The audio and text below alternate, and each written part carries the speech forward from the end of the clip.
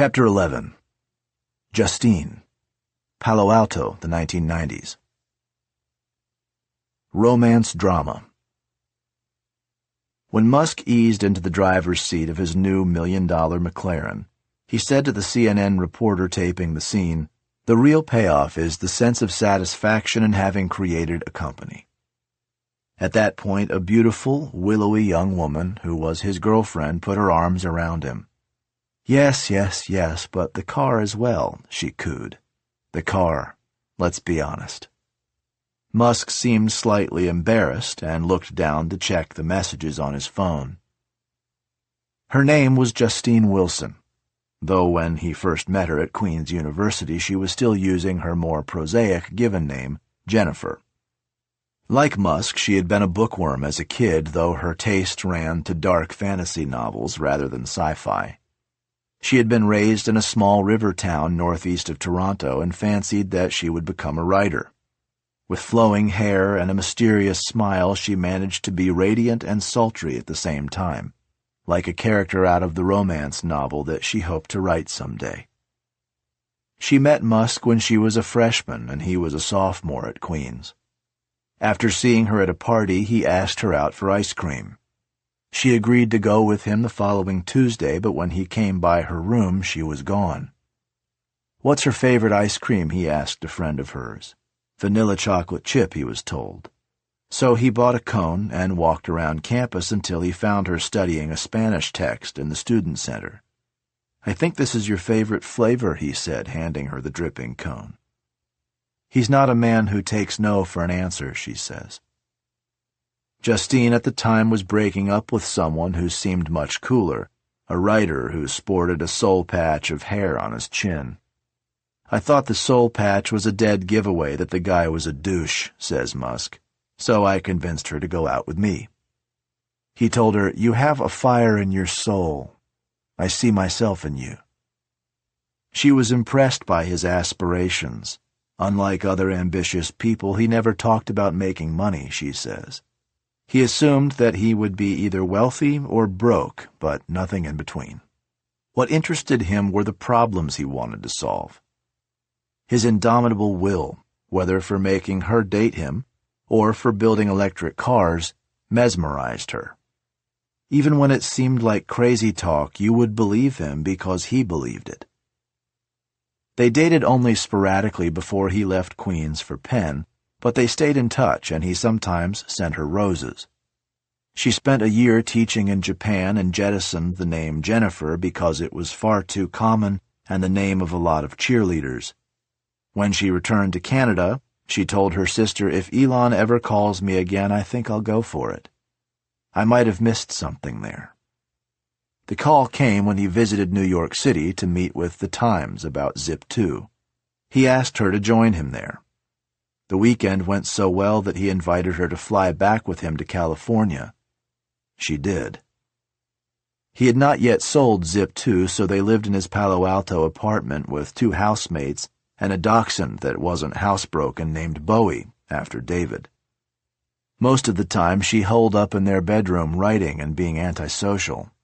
"Friends would not want to stay at my house because Justine was too grumpy," he says. Kimball couldn't stand her. "If someone's insecure, they can be very mean," he says. When Musk asked his mother what she thought of Justine, she was typically blunt. "She has no redeeming feature." But Musk, who liked edginess in his relationships, was smitten. One night over dinner, Justine recalls, he asked how many kids she wanted to have. "1 or 2, she answered, "although if I could afford nannies, I'd like to have 4. "That's the difference between you and me," he said. "I just assume that there will be nannies." Then he rocked his arms and said, "Baby." He was already a strong believer in having kids. Shortly after that, he sold Zip 2 and bought the McLaren. Suddenly, there was money for nannies. She joked uneasily that maybe he would not dump her for a beautiful model. Instead, he got down on a bended knee, on the sidewalk outside of their house, pulled out a ring, and proposed to her, just like out of a romance novel.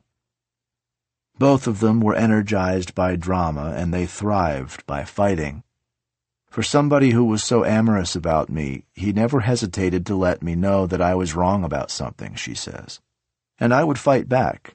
I realized that I could say anything to him, and it just did not faze him. One day they were with a friend in a McDonald's and started fighting loudly. My friend was mortified, but Elon and I were used to having big arguments in public.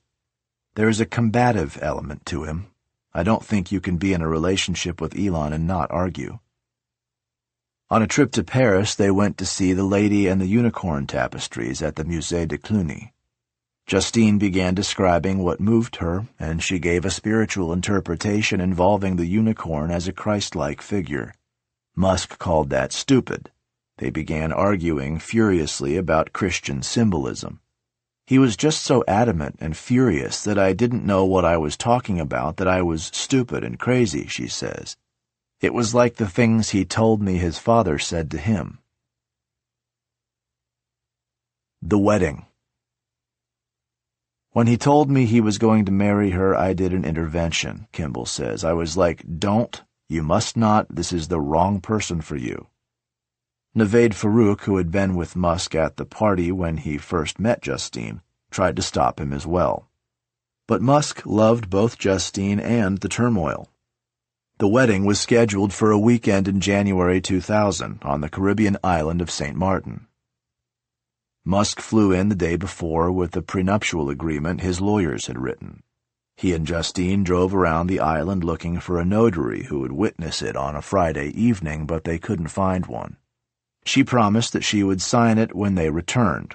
She ended up doing so 2 weeks later, but the conversation sparked a lot of tension.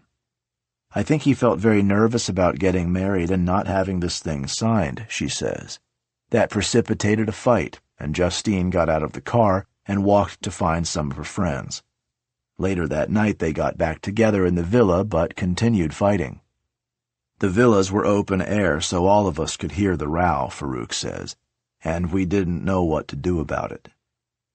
At one point, Musk stalked out and told his mother that the wedding was off. She was relieved.